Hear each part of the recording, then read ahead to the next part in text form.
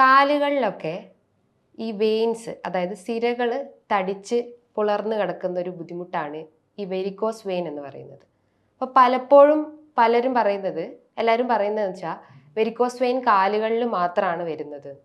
പക്ഷേ ഇത് കാലുകളിൽ മാത്രമല്ല, അത് എല്ലാ ഓർഗൻസിനെയും വെച്ചാൽ ഹാർട്ട്, ആനൽ റീജിയണ്, ടെസ്റ്റിസ്, അങ്ങനെ പല ഏരിയാസിനും ഇത് എഫക്റ്റ് ചെയ്യും. പ്രധാനമായിട്ടും നമ്മൾ പൾമിനറി വെസൽസ്, അതായത് ലങ്സിനൊക്കെ സപ്ലൈ ചെയ്യുന്ന വെസൽസ് ഉണ്ടാവും. അപ്പോൾ അതിലൊക്കെ ക്ലോട്ട് വരുമ്പോൾ ലങ്സിലേക്കൊക്കെയുള്ള ബ്ലഡ് ഫ്ലോ കറക്റ്റ് ആവാതിരിക്കുകയും അങ്ങനെ നമുക്ക് ശ്വാസം മുട്ടലോ അല്ലെങ്കിൽ കിതപ്പോ അങ്ങനെ പല ബുദ്ധിമുട്ടുകളും വരാം.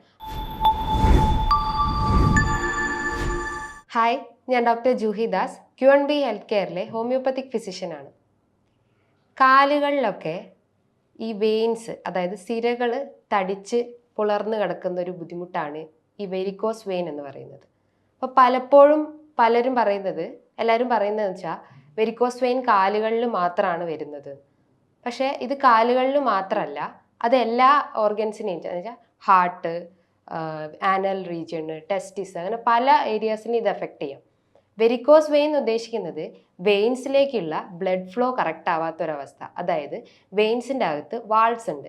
ഈ വാൾവ്സിൻ്റെ സഹായത്തോടെയാണ് ബ്ലഡ് സർക്കുലേഷൻ നടക്കുന്നത്, അതായത് ബ്ലഡ് ഫ്ലോ ഉണ്ടാവുന്നത്.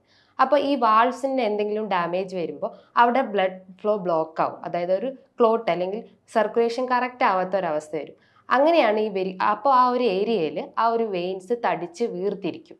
അങ്ങനെയാണ് ഈ വെരിക്കോസിറ്റി എന്ന് ഉദ്ദേശിക്കുന്നത്. ഇത് കാലുകളിൽ വരാം, ചിലപ്പോൾ നമുക്ക് ആനൽ റീജിയണിൽ വരാം, അല്ലെങ്കിൽ പുരുഷന്മാർ നോക്കുമ്പോൾ ടെസ്റ്റിസിൽ വരാം. അങ്ങനെ പല ഏരിയാസിലും ഇത് വരാം. നമ്മുടെ ശരീരത്തിൽ 2 രീതിയിലാണ് വെയിൻസ് കാണപ്പെടുന്നത്. ഒന്നാമതായിട്ട് സൂപ്പർഫിഷ്യൽ വെയിൻസും രണ്ടാമതായിട്ട് ഡീപ്പ് വെയിൻസും. ഈ സൂപ്പർഫിഷ്യൽ വെയിൻസിലൂടെ രക്തം പാസ് ചെയ്യുമ്പോൾ എന്തെങ്കിലും ബ്ലോക്ക് വരിക, അതായത് വാൾവ്സിന് എന്തെങ്കിലും ഡാമേജ് വരുമ്പോൾ അങ്ങനെ ബ്ലഡ് ഫ്ലോ ബ്ലോക്ക് വരികയും അങ്ങനെ വെരിക്കോസിറ്റിയിലേക്ക് അത് ലീഡ് ചെയ്യും. അതായത് വെയിൻസ് തടിച്ച് വീർത്തിരിക്കുന്നു, അങ്ങനെ അത് വെരിക്കോസിറ്റിയിലേക്ക് വരാനുള്ള ചാൻസ് ഉണ്ട്. മറ്റ് പ്രധാനപ്പെട്ട കാരണം എന്ന് പറഞ്ഞു കഴിഞ്ഞാൽ നമ്മൾ കൂടുതലായിട്ട് നിൽക്കുന്ന ആളുകളുണ്ടാവും. അതായത് പോലീസ്മാന്, അല്ലെങ്കിൽ ഡോക്ടേഴ്സ്, അല്ലെങ്കിൽ നേഴ്സസ്, അല്ലെങ്കിൽ സെയിൽസിലൊക്കെ വർക്ക് ചെയ്യുന്ന ആളുകൾ, അങ്ങനെ കുറേ നേരം നിൽക്കുന്ന ആളുകളിലും വെരിക്കോസിറ്റി കാണാനുള്ള ചാൻസ് ഉണ്ട്. ഇവിടെ എന്താ സംഭവിക്കുന്നത് പറഞ്ഞു കഴിഞ്ഞാൽ വീനസ് പൂളിങ് വരുന്നു, അതായത് നമുക്ക് കാലിന് ഒരു കഴച്ചിൽ വരുന്നു, അല്ലെങ്കിൽ ഒരു തടിപ്പ് പോലെ അങ്ങനെയൊക്കെ ഫീൽ ചെയ്യുന്നു, അപ്പോൾ ഒരു പെയിൻ പോലെയൊക്കെ ഫീൽ ചെയ്യുന്നു. അങ്ങനെ വെരിക്കോസിറ്റിയിലേക്ക് ലീഡ് ചെയ്യാനുള്ള ഒരു ചാൻസ് ഉണ്ട്. മറ്റൊരു പ്രധാനപ്പെട്ട കാരണം എന്ന് പറഞ്ഞു കഴിഞ്ഞാൽ നമുക്ക് എന്തെങ്കിലും ഹെറിഡിറ്ററി ടെൻഡൻസി, അതായത് അച്ഛനും അമ്മയ്ക്കും അല്ലെങ്കിൽ മറ്റു കുടുംബാംഗങ്ങൾക്കൊക്കെ ഈ ഒരു വെരിക്കോസിറ്റി ഉണ്ടെങ്കിൽ അതൊരു 80% നമ്മൾക്ക് വരാനുള്ള ഒരു ചാൻസ് ഉണ്ട്. മറ്റ് പ്രധാനപ്പെട്ട ഒരു കാരണം എന്ന് പറഞ്ഞാൽ ഫൈബർ റിച്ച് ഫുഡ് അല്ലാതെ കഴിക്കുന്നത്, അതായത് ഫുഡ് ഐറ്റംസിൽ എന്തെങ്കിലും വേരിയേഷൻസ് വരുമ്പോഴും വെരിക്കോസിറ്റി ലീഡ് ചെയ്യാനുള്ള ഒരു കാരണമുണ്ട്. ഈ ഒരു വെരിക്കോസിറ്റിനെ പല സ്റ്റേജുകളാക്കി തിരിച്ചിട്ടുണ്ട്, അല്ലെങ്കിൽ ഒരു വെരിക്കോസിനെ ഏകദേശം ഒരു 4 സ്റ്റേജ് ആക്കിയിട്ട് തിരിച്ചിട്ടുണ്ട്. ഫസ്റ്റ് സ്റ്റേജ് എന്ന് പറഞ്ഞു കഴിഞ്ഞാൽ ആളുകൾക്ക് ജസ്റ്റ് ആ ഒരു സർഫസ് നോക്കുമ്പോൾ, അല്ലെങ്കിൽ കാലിൻ്റെ ഒരു അപ്പിയറൻസ് നോക്കുമ്പോൾ ആ ഒരു ഏരിയയിൽ വെയിൻസ് ഇങ്ങനെ തടിച്ച് പുലർന്ന് കിടക്കുന്നതാണ്, തടിച്ച് വീർത്തിരിക്കുന്നത് കാണാം. അതാണ് ഫസ്റ്റ് സ്റ്റേജ് എന്ന് പറയുന്നത്. അതായത് അവിടെ ബ്ലഡ് ഫ്ലോ കറക്റ്റ് ആവുന്നില്ല, അല്ലെങ്കിൽ വാൾസിന് എന്തെങ്കിലും ഡാമേജ് വരുമ്പോൾ ആ ഒരു ഏരിയയിലെ വെയിൻസ് ഒക്കെ തടിച്ച് വീർത്തിരിക്കും. അത് ഫസ്റ്റ് സ്റ്റേജ്. സെക്കൻഡ് സ്റ്റേജിലോട്ട് വരുമ്പോഴാണ് നമുക്ക് പെയിൻ ഉണ്ടാവും, അതായത് വേദന ഉണ്ടാവും. നമ്മൾ കുറേ നേരം നിൽക്കുമ്പോഴോ അല്ലെങ്കിൽ കുറേ നേരം നടക്കുമ്പോഴോ ഒക്കെ നമുക്കൊരു കാലിനൊരു കടച്ചിൽ പോലെ ഫീൽ ചെയ്യും. അതാണ് സെക്കൻഡ് സ്റ്റേജ് എന്ന് പറയുന്നത്. തേർഡ് സ്റ്റേജിലോട്ട് വരുമ്പോഴാണ് നമുക്ക് ഡിസ്കളറേഷൻ ഉണ്ടാവുക, അതായത് കാലിനൊരു ഇത് നോക്കിക്കഴിഞ്ഞാൽ അവിടെ ഒരു ബ്ലാക്ക് കളറിൽ അല്ലെങ്കിൽ ബ്രൗൺ കളറിലൊക്കെ ഒരു ഡിസ്കളറേഷൻ കാണും. ഇവിടെ എന്താ സംഭവിക്കുന്നതെന്ന് പറഞ്ഞു കഴിഞ്ഞാൽ ഒരു വെയിൻസ് ആ ഇന്റേണൽ ആയിട്ട് എന്തെങ്കിലും ബ്ലീഡിങ് വരുമ്പോഴാണ് ഈ ഒരു ഡിസ്കളറേഷൻ ഉണ്ടാവുക. അതായത് ആ ഉള്ളിലത്തെ വെയിൻസിന് ഡാമേജ് വരും അല്ലെങ്കിൽ ബ്രേക്ക് വരുമ്പോഴാണ് ഈ ഒരു ഡിസ്കളറേഷൻ വരിക, അതായത് ഇന്റേണൽ ബ്ലീഡിങ് അവിടെ സംഭവിക്കുന്നു. അങ്ങനെയാണ് ഡിസ്കളറേഷനിലേക്ക് ലീഡ് ചെയ്യുന്നത്. മറ്റൊരു സ്റ്റേജാണ്, അതായത് ഫോർത്ത് സ്റ്റേജ് എന്ന് പറയുമ്പോഴാണ് അവിടെ ഇച്ചിങ് വരുന്നു. അതായത് നമ്മൾ ഈ ഒരു അതായത് ബ്ലഡ് ഫ്ലോ കറക്റ്റ് ആവുന്നില്ല, അപ്പോൾ ബ്ലഡ് ഫ്ലോ കറക്റ്റ് ആവാതിരിക്കുമ്പോൾ അവിടെ ഇച്ചിങ് വരുന്നു, അത് നമ്മൾ നന്നായി ചൊറിഞ്ഞ് അത് പൊട്ടാനുള്ള ഒരു ചാൻസ് ഉണ്ട്.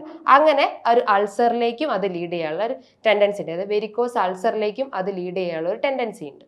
ഇതാണ് ഇത്രയും സ്റ്റേജുകളാണ് ഈ ഒരു വെരിക്കോസ് വെയിനിൽ നമ്മൾ കാണുന്നത്. ഞാൻ നേരത്തെ പറഞ്ഞു ഈ വെരിക്കോസ് വെയിൻ അതായത് പല ഏരിയാസിനെ എഫക്റ്റ് ചെയ്യും, അതായത് വെയിൻസിന് ഡയലറ്റേഷൻ വരുമ്പോൾ അത് പല ഏരിയാസിനെ ഇത് എഫക്റ്റ് ചെയ്യാമെന്ന് പറഞ്ഞു. അപ്പോൾ ഒന്നാമതായിട്ട് ആനസ് റീജിയനിൽ വരുമ്പോഴാണ് അത് ഹെമറോയിഡ് ആയിട്ട് വരിക.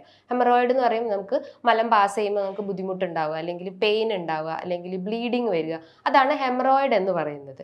മറ്റൊന്നാണ് നേസൽ പോളിപ്പ്, അതായത് മൂക്കിലൊക്കെ ദശ വളരുക. അവിടെയും ഈ വെയിൻസ് ഡയലേറ്റ് ചെയ്യുന്ന ഒരു അവസ്ഥയാണ്. അപ്പോൾ നമുക്ക് ശ്വാസം എടുക്കാൻ ബുദ്ധിമുട്ടുണ്ടാവും, മൂക്ക് അടഞ്ഞ പോലെ തോന്നും, ഇടയ്ക്കിടയ്ക്ക് ജലദോഷം വരും. പ്രധാനമായിട്ട് ഇത് കുട്ടികളിലാണ് കാണപ്പെടുന്നത്.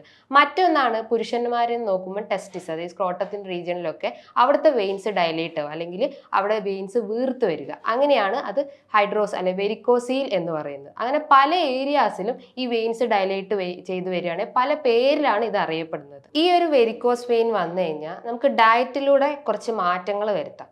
അപ്പോൾ ഒഴിവാക്കേണ്ട ഭക്ഷണങ്ങൾ എന്ന് പറഞ്ഞു കഴിഞ്ഞാൽ ഫ്രൈഡ് ഫുഡ് ഐറ്റംസ്, അതായത് പ്രോസസ്ഡ് ഫുഡ് ഐറ്റംസ് ഒക്കെ അവോയ്ഡ് ചെയ്യുക. അതായത് ഓയിലി ഫുഡ് ഒക്കെ ഐറ്റംസ് ഉണ്ടെങ്കിൽ അതൊക്കെ അവോയ്ഡ് ചെയ്യാൻ ശ്രമിക്കുക.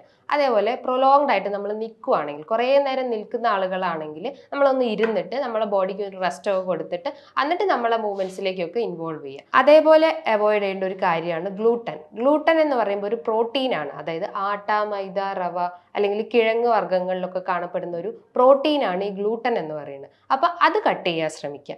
അതേപോലെ പാലുൽപ്പന്നങ്ങൾ, യോഗേർട്ട്, തൈര് അതൊക്കെ ഉണ്ടെങ്കിൽ അത് ഒഴിവാക്കിയിട്ട് ഭക്ഷണം കുറച്ചുകൂടി ഹെൽത്തി ആക്കുക, ഫുഡ് ഐറ്റംസ് ഇൻക്ലൂഡ് ചെയ്യാൻ ശ്രമിക്കുക. അതേപോലെ ഫൈബർ റിച്ച് ആയിട്ടുള്ള ഫുഡ് ഐറ്റംസ് കഴിക്കാൻ ശ്രമിക്കുക. അതേപോലെ നമ്മൾ ഇൻക്ലൂഡ് ചെയ്യേണ്ട ഫുഡ് ഐറ്റംസ് എന്ന് പറഞ്ഞു കഴിഞ്ഞാൽ വൈറ്റമിൻ സി റിച്ച് ആയിട്ടുള്ള ഫുഡ് ഐറ്റംസ്, ക്യാബേജ് അല്ലെങ്കിൽ ഓറഞ്ച് അല്ലെങ്കിൽ എന്തെങ്കിലും ബെറീസ്, ഇത്തരം വൈറ്റമിൻ സി റിച്ച് ആയിട്ടുള്ള ഫുഡ് ഐറ്റംസ് എടുക്കുക. അതേപോലെ ഒമേഗ 3 ഫാറ്റി ആസിഡ്സ് ഒക്കെ എടുക്കുകയാണെങ്കിൽ, അതായത് ഫിഷ് ഐറ്റംസ് ഒക്കെ ഉണ്ടെങ്കിൽ, നട്ട്സ്, വാൾനട്ട്സ്, ബ്രസീൽ നട്ട്സ്, ഇങ്ങനത്തെ നട്ട്സ് ഒക്കെ ഉണ്ടെങ്കിൽ അത് ഭക്ഷണത്തിൽ ഉൾപ്പെടുത്താൻ ശ്രമിക്കുക. ഇതൊക്കെയാണ് നമ്മൾ ഭക്ഷണ രീതിയിൽ വരുത്തേണ്ട മാറ്റങ്ങൾ. അതേപോലെ നമ്മൾ എക്സസൈസ് നോക്കുമ്പോൾ നമുക്ക് കാലിന് ഈ ഒരു വേദന അല്ലെങ്കിൽ കഴപ്പൊക്കെ വരുവാണെങ്കിൽ നമ്മൾ ഹാർട്ട് ലെവലിനെക്കാട്ടും കുറച്ചുകൂടി ഹൈറ്റ് കൂടിയിട്ട്, അതായത് നമ്മൾ ബെഡിൽ കിടന്നിട്ട് നമ്മൾ ഭിത്തിയോട് ചേർന്നിട്ട് കാല് പൊക്കി വെക്കുക. അതായത് ഹാർട്ട് ലെവലിനെക്കാട്ടും കുറച്ചുകൂടി ഹൈറ്റ് കൂടിയിട്ടുള്ള ഏരിയയിലേക്ക് കാല് പൊക്കി വെക്കുക. അപ്പോൾ ആ ഒരു ഏരിയയിലേക്ക് ബ്ലഡ് ഫ്ലോ കറക്റ്റ് ആവുകയും നമ്മളെ സർക്കുലേഷൻ കറക്റ്റ് ആവുകയും ചെയ്യുന്നു. അതേപോലെ നമ്മൾ കൂടുതലായിട്ട് നടക്കുകയാണെങ്കിൽ അത് കഴിവതും ഒഴിവാക്കിയിട്ട് ഇരിക്കാൻ ശ്രമിക്കുക. ഇനി കൂടുതൽ ഇരിക്കുന്ന ആളുകളാണെങ്കിലും അത് ഓവറായിട്ട് ചെയ്യാതെ ഒരു പ്രോപ്പർ രീതിയിൽ കൊണ്ടുപോകാൻ ശ്രമിക്കുക. ഓവർ വാക്കിങ്ങും ഓവർ സ്റ്റാൻഡിങ്ങും ഒക്കെ ഒഴിവാക്കിയിട്ട് ഒരു പ്രോപ്പർ ഇത് മെയിൻറ്റെയിൻ ചെയ്യാൻ ശ്രമിക്കുക. അതേപോലെ തന്നെ നമ്മൾ ധാരാളം വെള്ളം കുടിക്കാൻ ശ്രമിക്കുക. അതായത് ആ ഒരു വെള്ളം കുടിച്ചു കഴിഞ്ഞാൽ നമ്മൾ സ്കിന്നൊക്കെ കുറച്ചുകൂടി ഗ്ലോ ആവുകയും ആ ഒരു ഇച്ചിങ്ങും അല്ലെങ്കിൽ ആ ഒരു ഡിസ്കളറേഷനൊക്കെ കുറച്ച് കൊണ്ടുവരാൻ പറ്റും. അപ്പോൾ ഏകദേശം ഒരു 3 ലിറ്റർ വെള്ളമെങ്കിലും ഡെയിലി കുടിക്കാൻ ശ്രമിക്കുക. ഇനിയിപ്പോൾ നമുക്ക് കാലിന് അത്രയും വേദനയൊക്കെ ഉണ്ടെങ്കിൽ, ഒരു കഴച്ചിലോ അല്ലെങ്കിൽ വേദനയൊക്കെ ഫീൽ ചെയ്യുന്നുണ്ടെങ്കിൽ നമ്മളൊരു ബാൻഡേജ് അല്ലെങ്കിൽ ഒരു ഇലാസ്റ്റിക് ബാൻഡേജ് കാലിന് റാപ്പ് ചെയ്തിടുന്നത് അത്രയും നല്ലത്. അപ്പോൾ നമുക്ക് ആ ഒരു പെയിനൊക്കെ കുറച്ചൊരു ശമനം ഉണ്ടാവും. ഇനിയിപ്പോൾ ഈ ഒരു വെരിക്കോസിറ്റി മൂലം പല കോംപ്ലിക്കേഷൻസ് നമ്മളെ ബോഡിയിൽ ഉണ്ടാക്കാം. അപ്പോൾ അതിൽ പ്രധാനമായിട്ടുള്ള ഒന്നാണ് ഡീപ്പ് വെയിൻ ത്രോംബോസിസ് എന്ന് പറയുന്നത്. ഡീപ്പ് വെയിൻ ത്രോംബോസിസ് എന്ന് പറഞ്ഞാൽ ഈ ഒരു ഞാൻ നേരത്തെ പറഞ്ഞു, ഈ ഒരു വെരിക്കോസിറ്റി സൂപ്പർഫിഷ്യൽ വെയിൻസിനെയാണ് എഫക്റ്റ് ചെയ്യുന്നത്.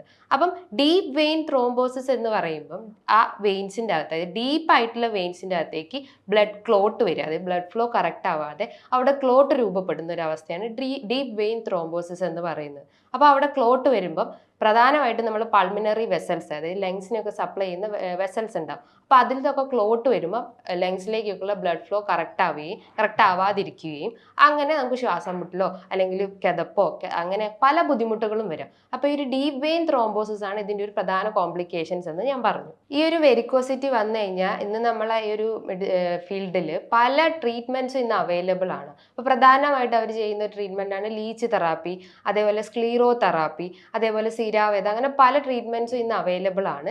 ഈ ട്രീറ്റ്മെൻറ്റ്സിൻ്റെ ഒപ്പം തന്നെ നമ്മളെ ഡയറ്റും അല്ലെങ്കിൽ ഈ ഒരു എക്സസൈസും ഒക്കെ മെയിൻറ്റെയിൻ ചെയ്ത് കഴിഞ്ഞാൽ ഈ ഒരു വെയിൻസിൻ്റെ അല്ലെങ്കിൽ ബ്ലഡ് ഫ്ലോ ഒക്കെ കറക്റ്റ് ആവുകയും നമുക്ക് മറ്റ് അസുഖങ്ങൾ, അതായത് ഡീപ്പ് വെയിൻ ത്രോംബോസിസ് അല്ലെങ്കിൽ മറ്റെന്തെങ്കിലും ബുദ്ധിമുട്ടുകളിൽ അതും ഈ ഒരു ഇതിലൂടെ കുറഞ്ഞു കിട്ടുന്നതാണ്. ഇനിയിപ്പോൾ ഇതുമായി ബന്ധപ്പെട്ട് പല സംശയങ്ങളും നിങ്ങൾക്ക് ഉണ്ടാവും. ഇപ്പം എന്ത് ബാൻഡേജാണ് നമ്മൾ വാങ്ങിക്കേണ്ടത്, എത്ര ഗ്ലാസ് വെള്ളം കുടിക്കണം, എങ്ങനെ വാക്ക് ചെയ്യണം, അതായത് കാല് എങ്ങനെയാണ് പൊക്കി വെക്കേണ്ടത്, അപ്പോൾ ഏതൊക്കെ ഫുഡാണ് നമ്മൾ അവോയ്ഡ് ചെയ്യേണ്ടത്, അങ്ങനെ പല സംശയങ്ങളും നിങ്ങൾക്ക് ഈ ഒരു വീഡിയോ കണ്ടപ്പോൾ തോന്നിയിട്ടുണ്ടാവും. അപ്പം അങ്ങനെ എന്തെങ്കിലും സംശയങ്ങൾ ഉണ്ടെങ്കിൽ താഴെ കാണുന്ന നമ്പറിൽ നിങ്ങൾക്ക് കോൺടാക്ട് ചെയ്യാവുന്നതാണ്.